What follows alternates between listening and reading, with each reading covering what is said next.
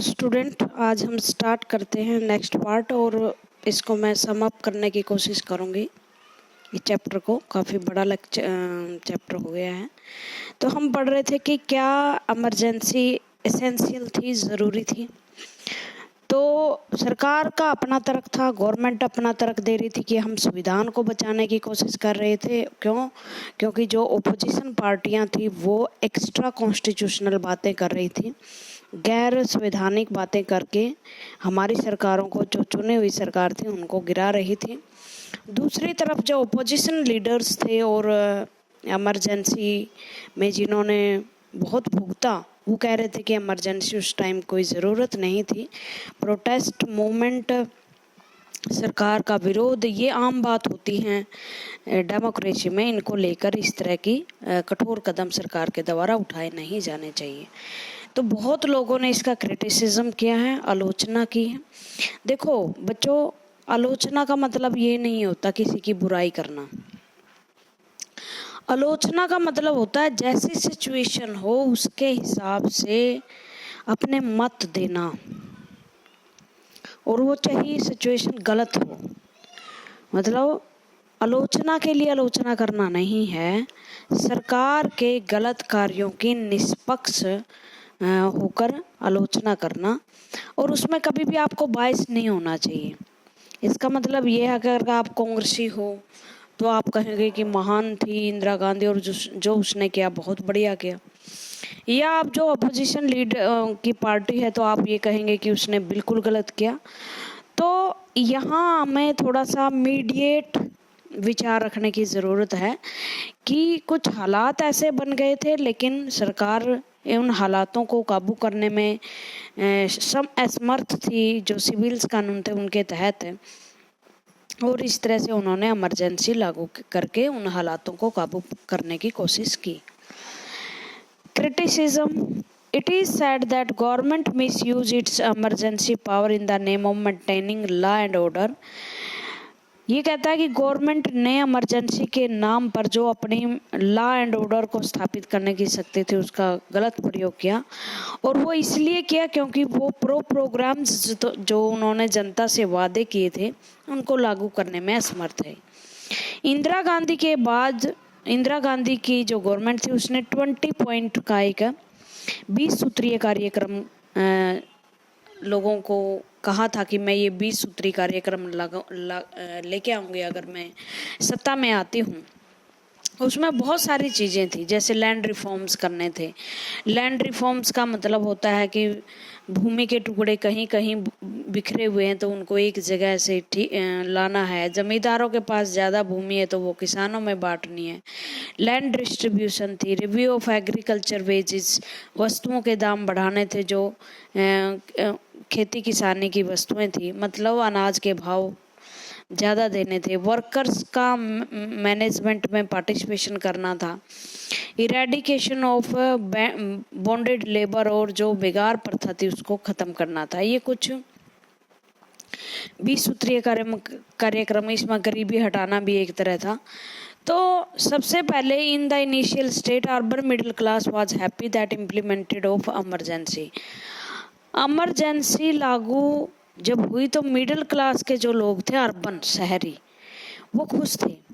वो discipline government employees and protest would come to an end. क्यों? क्योंकि उसके कारण जो गवर्नमेंट एम्प्लॉयज थे, जो सरकार के विरुद्ध प्रोटेस्ट कर रहे थे और काम उन्होंने छोड़ा हुआ था, वो दोबारा काम पर लौटे। तो जो शहरी लोग थे उनका भी जीवन पटरी पर आ गया। जैसे ट्रेनें बंद हो गई, हड़ताल पे चले गए लोग, बिजली बंद हो गई, तो जब उनके घरों में बिजली नहीं है तो वो डिससेटिस्फाइड होंगे ना। तो इस तरह बड़ी हैप्पी हुए हुए। Poor and rural people thought that effective implementation और welfare programme would be take place. जो रूरल गरीब लोग थे उन्होंने सोचा कि ठीक है, इस तरह से हमारे जो वेलफेयर प्रोग्राम इंदिरा गांधी लाना चाहती है वो लागू हो जाएंगे। Critics of emergency felt such promise were made to divert the attention of the people।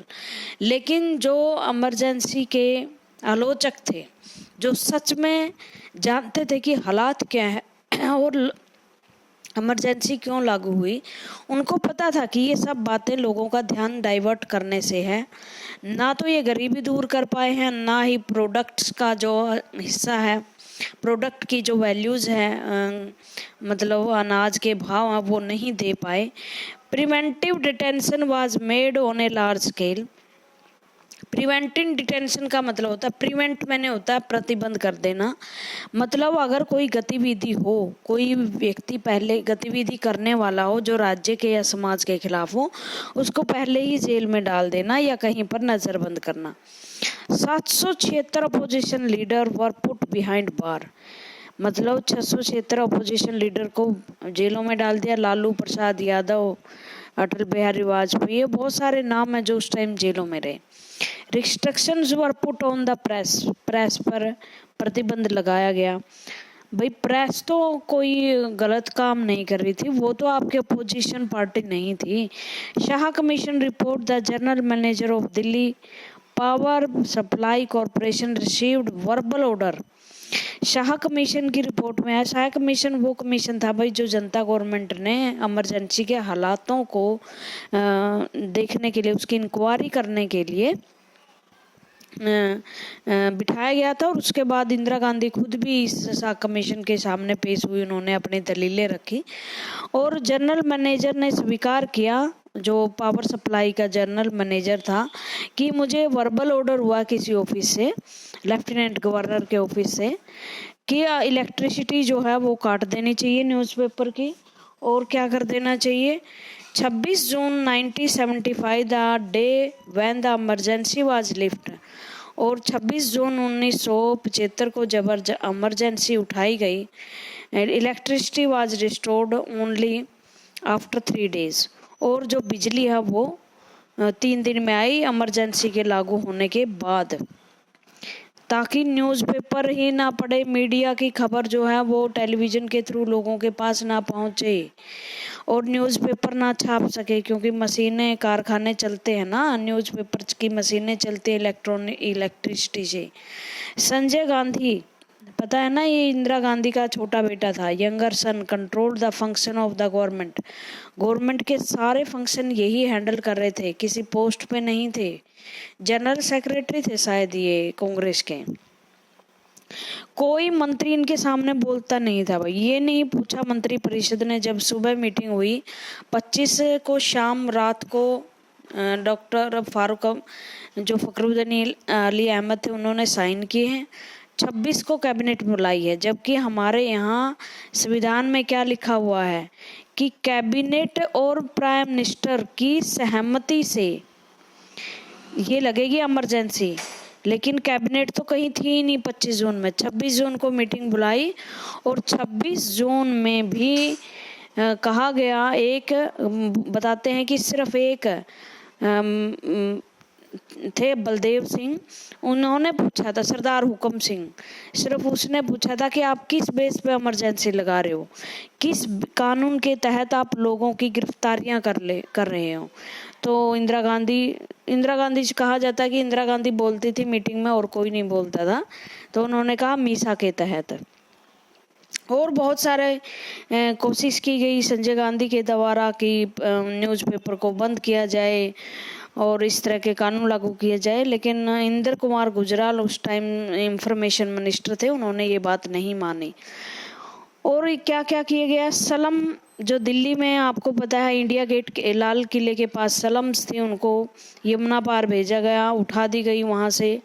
और जब पकड़ के लोगों की सेटलाइजेशन किया गया, मतलब नसबंदी की गई। Emergency affect the lives of common people directly, लोगों के जीवन को इफेक्ट कर रही थी emergency. Torture and custodial death also took place, torture हो रहे थे लोग कस्टडी में, पुलिस की कस्टडी में, उनकी डेथ हो रही थी। Over emphasis on population control led to compulsory sterilisation, population को रोकने के लिए जबरदस्ती नसबंदी की गई। All this annihilate the democratic setup in India, और इस तरह से ये सब कुछ किसके खिलाफ था? भारत में डेमोक्रेसी के खिलाफ था। अब रेलवे की स्ट्राइक, ये भी एक बड़ा कारण था उसमें इमरजेंसी को लागू करने में। What would happen if railway do not operate this service? क्या हो अगर रेलवे अपनी सर्विस शुरू ना करे। मतलब भारत में रेलवे एक सबसे बड़ा कमाई का साधन है, ट्रांसपोर्ट का साधन है। अगर वो काम कर, और दूसरी बात वो माल ढोने के लिए सबसे बड़ा प्लेटफॉर्म है। क्या हो अगर ये काम करना छोड़ दे तो इकोनॉमी को बहुत ज़्यादा धक्का लगेगा, स्टैग्नेशन आ जाएगी। तो इस तरह से 1974 में एक बड़ी रेलवे स्ट्राइक हुई थी।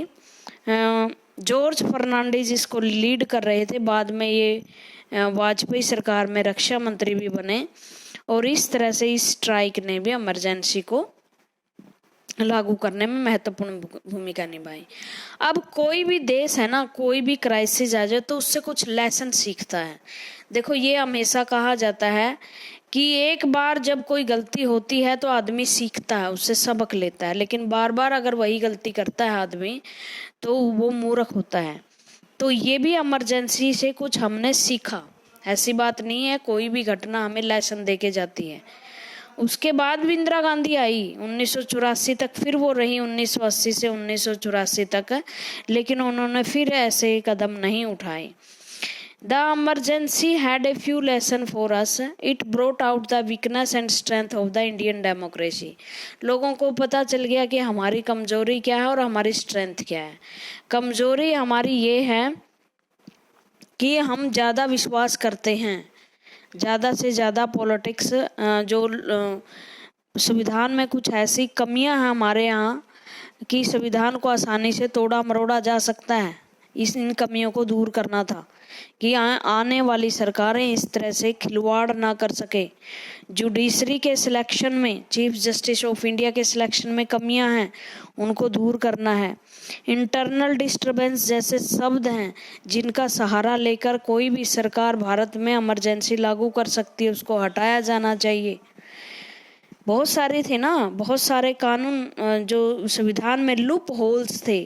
मतलब लूप होल का मतलब होते हैं जिनका कमियां, जिनका फायदा उठाकर सरकारें जो है वो क्या कर सकती हैं, सरकारें डेमोक्रेसी को मिटा सकती हैं। तो वो आने वाली सरकारों की जिम्मेदारी थी कि इस तरह से दोबारा ना हो, तो संविधान की इन कमियों को दूर किया जा सके। स्ट्रेंथ ये थी कि इलेक्शन में हम वैसे नेताओं को भी जिता सकते हैं, हरा सकते हैं जो बहुत ज़्यादा ताकतवर रहे हैं। मीडिया हमारी एक स्ट्रेंथ थी, जो लोग बिना डर के अभी भी छाप रहे थे। India perhaps ceased to be democracy during the emergency. Normal democratic function resume very soon. Thus it proved that no emergency can kill the democratic spirit of India. ये काल थोड़ा सा ही रहा, 25 जून से लेकर मार्च 1977 तक। मतलब था तो लंबा काल 2 साल का, लेकिन ये जल्दी ही सरकार को समझ में आ गई कि इस तरह से डेमोक्रेटिक फंक्शनिंग को रोकना ठीक नहीं है, और ये समझ में आ गया कि इमरजेंसी हमारी डेमोक्रेटिक स्पिरिट को मार नहीं सकती। चारों तरफ से विरोध शुरू हो गया तो इलेक्शन करवाने पड़े। It brought the out of ambiguous related to emergency provision in the constitution. Internal emergency now can be proclaimed only the ground of armed rebellion. Further, any such advice to president must be written form and council of minister. तीनों चीज़ों की तरफ ध्यान दो। पहले क्या था कि रिटर्न जैसा शब्द नहीं लिखा हुआ था, और काउंसिल ऑफ मिनिस्टर की परिभाषा स्पष्ट लिख दी गई।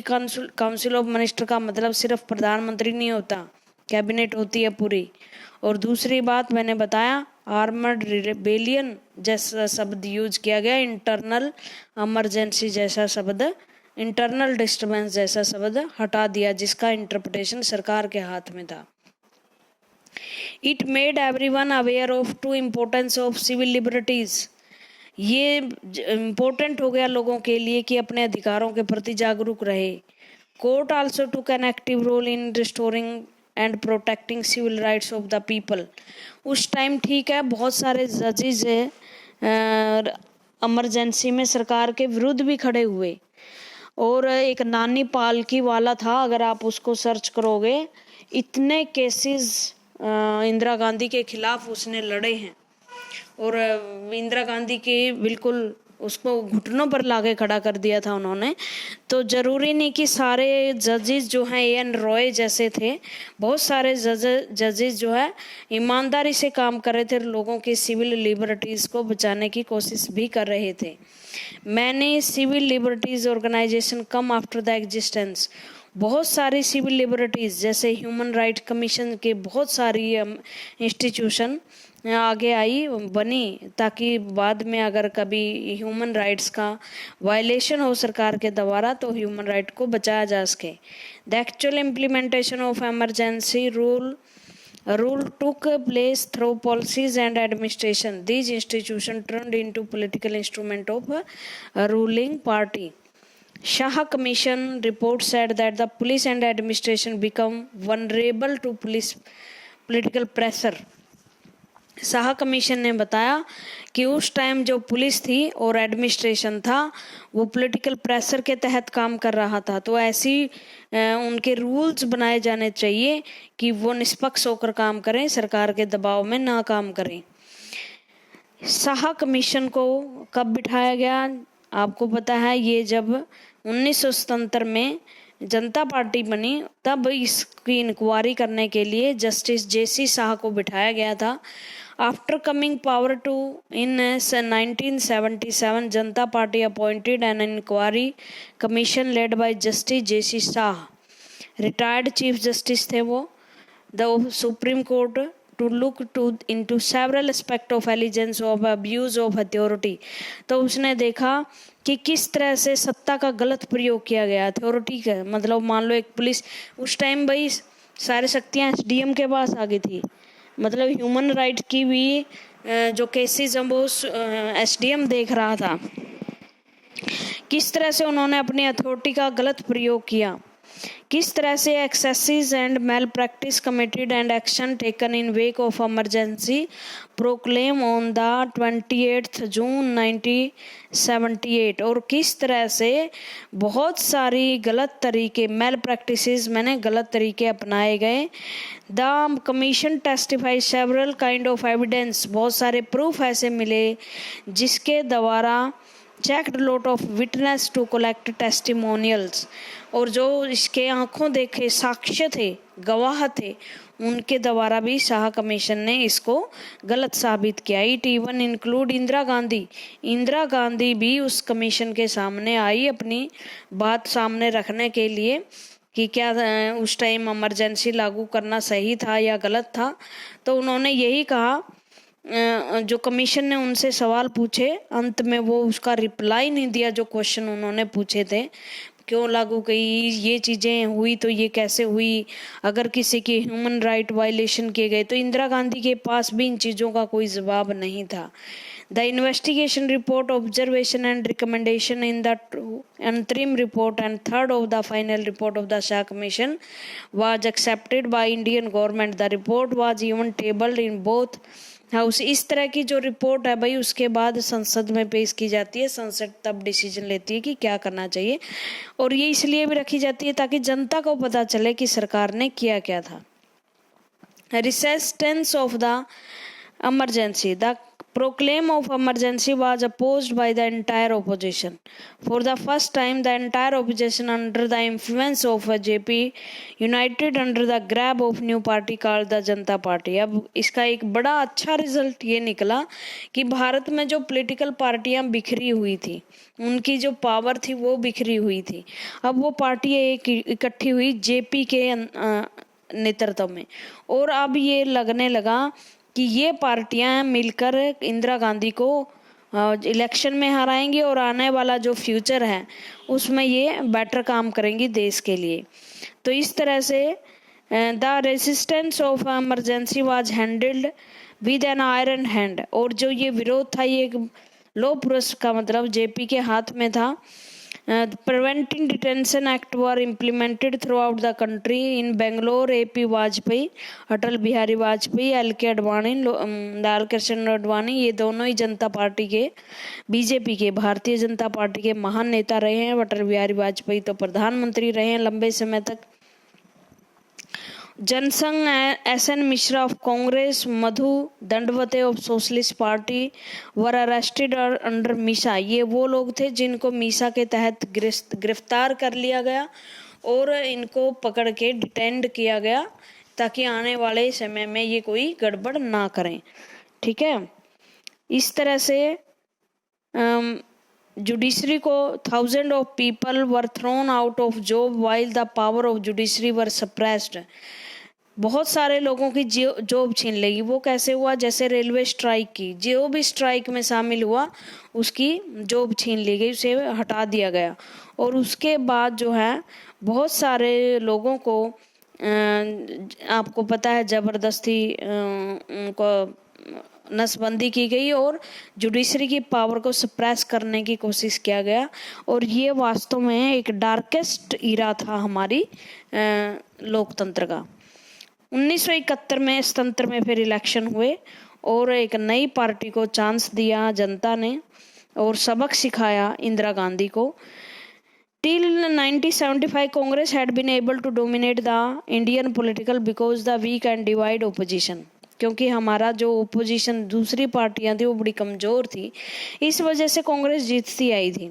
The opposition of an array of small parties still, छोटी छोटी स्मॉल पार्टियां थी, छोटी छोटी विरोधी पार्टियां जो कभी भी 10 या 12% से वोट ज़्यादा हासिल नहीं कर पाई कोई पार्टी।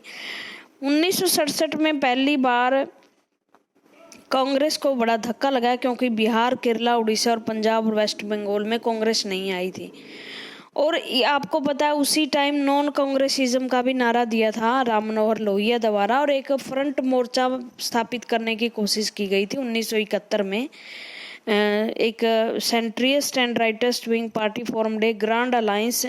1971 के जनरल इलेक्शन हुए थे। देखो ये छोटी छोटी बातें, ये एक बार क्वेश्चन पूछा गया था भिवानी बोर्ड में, 1971 में कौन सा गठबंधन बना था?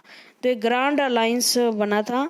1977 में फिर जनरल इलेक्शन हुए और अब तो ये नेता सारे ही, क्योंकि इमरजेंसी के दौरान इन्होंने बड़े कष्ट सहे थे, ये इकट्ठे हो गए और एक The entire opposition found a common advisor in Congress and its leader Indira Gandhi.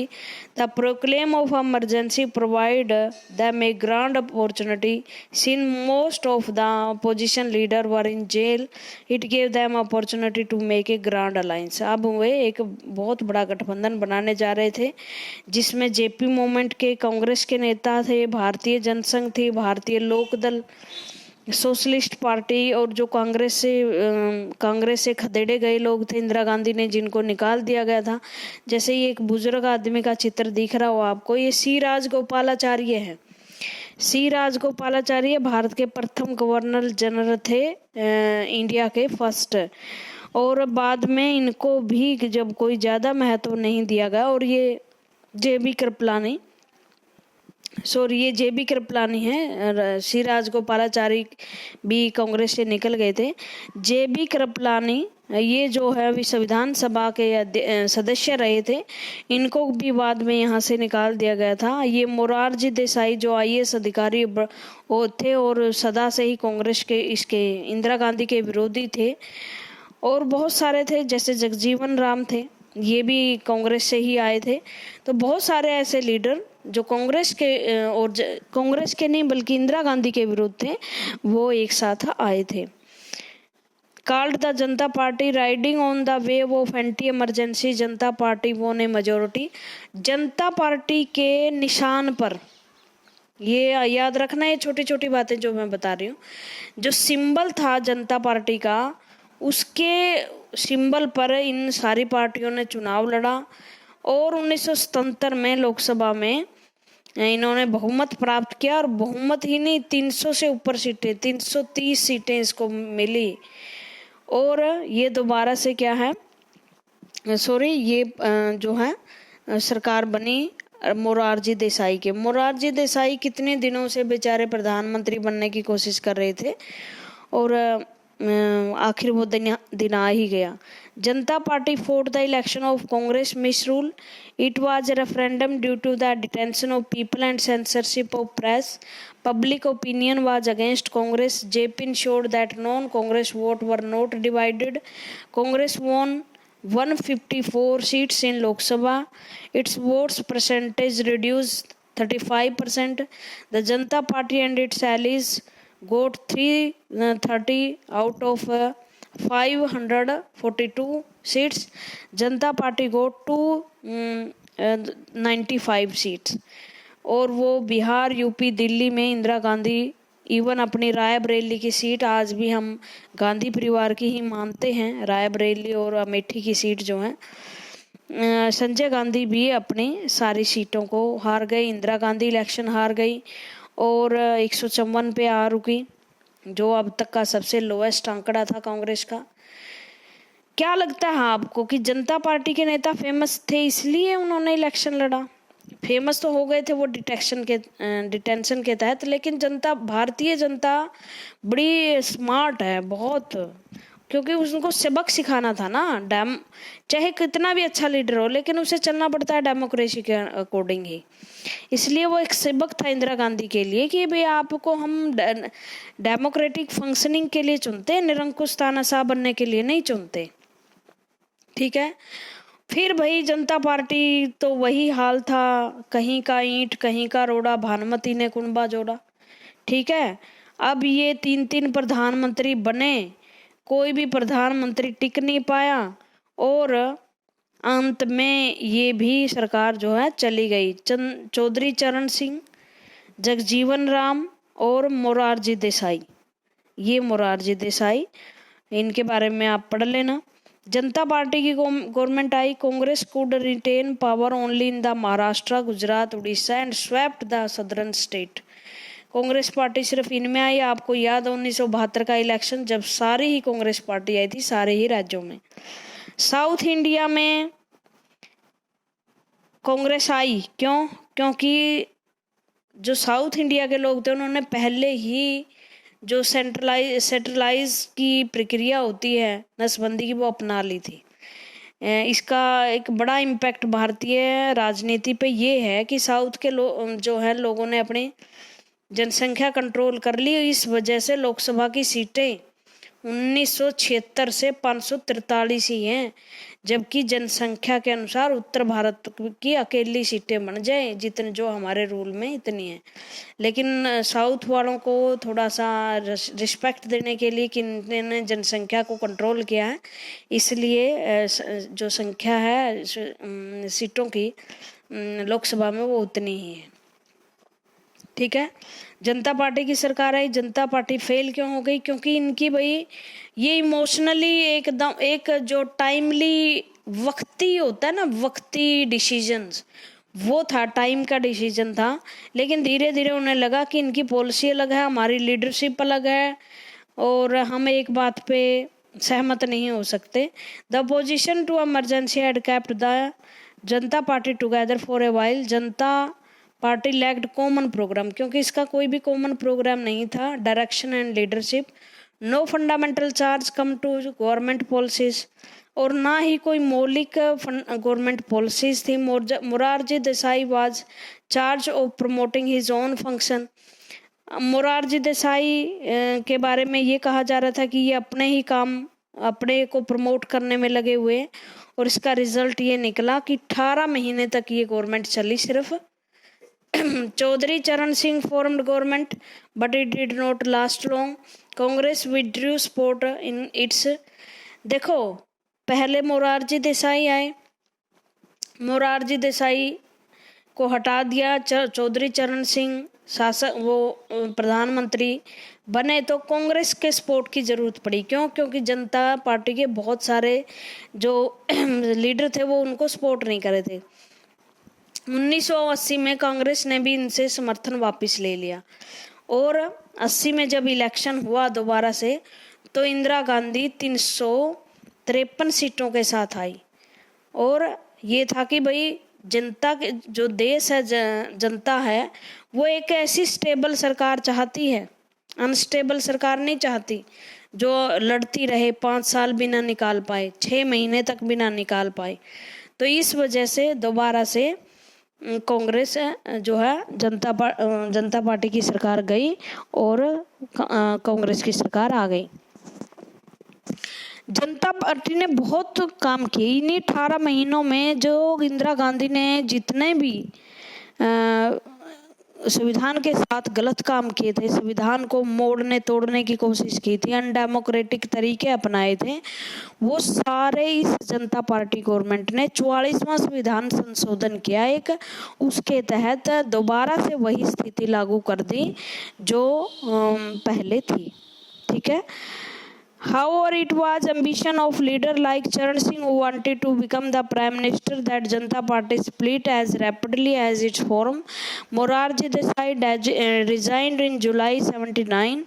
Charan Singh became the premier, but he avoided a parliamentary session leading to a fresh election in 1980. ये चरण सिंह ऐसे व्यक्ति थे भाई, चौधरी चरण सिंह, ये वैसे तो किसान लीडर होते, यूपी से थे ये, लेकिन ये चाहते ही नहीं थे कि मैं पार्लियामेंट का सेशन बुलाऊं। उस पर राष्ट्रपति ये कह रहे थे भाई सेशन बुलाइए, अगर आपका यहाँ समर्थन है तो आप समर्थन विश्वास मत हासिल कीजिए, जितनी भी मतलब आपको गवर्नमेंट के में एमपी चाहिए वो उतने दिखाओ आप।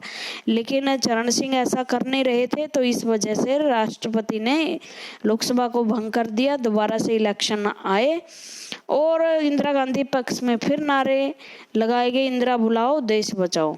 एक गवर्नमेंट बनाई गई फिर 1980 से, और आगे वो बहुत कुछ हुआ। 80 से 1984 तक इनकी शासन रहा इंदिरा गांधी के, इसमें भी बड़े कदम इसने उठाए। तो हमने सीखा क्या, लेगेसी क्या प्राप्त हुई? The time period between elections of 77 and 80 charged dramatically. Since 69, Congress no longer had its maze on according diverse ideological depending and viewpoint. The Congress now claimed to a socialist and pro-poor party. This sharp division influenced election after 77. Opposition rallied on non-congressism, welfare, backward classes become an important election issue. ये sum up है भाई और कुछ नहीं। फिर बहुत सारी ऐसी इमरजेंसी के दौरान सिविल राइट को बहुत हानि पहुंची, लोगों की सुनवाई नहीं हो रही थी। मैंने बताया था 1-2 एग्जाम्पल देकर भी। तो ऐसी बहुत सारी ऑर्गेनाइजेशन पैदा हुई जो आने वाले समय में लोगों के अधिकारों के लिए लड़ी, मतलब उन्होंने प्रोटेस्ट किए लोगों के लिए। जैसे इसमें rise of civil liberty organisation CLOs, ऐसी बहुत सारी इंस्टीट्यूशंस पैदा हुई जो लोगों के अधिकारों के लिए आज भी जैसे लड़ रही हैं। ठीक है। 3 अप्रोचेस, ये कोई ज़्यादा इम्पोर्टेंट नहीं है। एक ये है जैसे people union for civil liberties and democratic rights, पुलसिडेर एक नेशनल सेमिनार था। ये 17 अक्टूबर 1776 को क्रिएटेड है पुलिसदार का मतलब होती है कि एक ऐसी संस्था जो मानव अधिकारों के लिए लड़ रही थी। 1976 में जनता पार्टी का पावर में आई। It was expected that repression of civil liberty would come to an end. However PUCLDR report indicate that strict action was initiated against Naxalite all over the south। मतलब ये सिविल लिबर्टीज के बारे में, और आज ही नहीं, मतलब इमरजेंसी के टाइम नहीं, इसने नक्सलाइट के बारे में बताया कि नक्सलाइट के विरुद्ध बहुत ज़्यादा शक्तियों का प्रयोग किया जाता है। ठीक है। एक ह्यूमन राइट कमीशन आया हमारा 1990 में।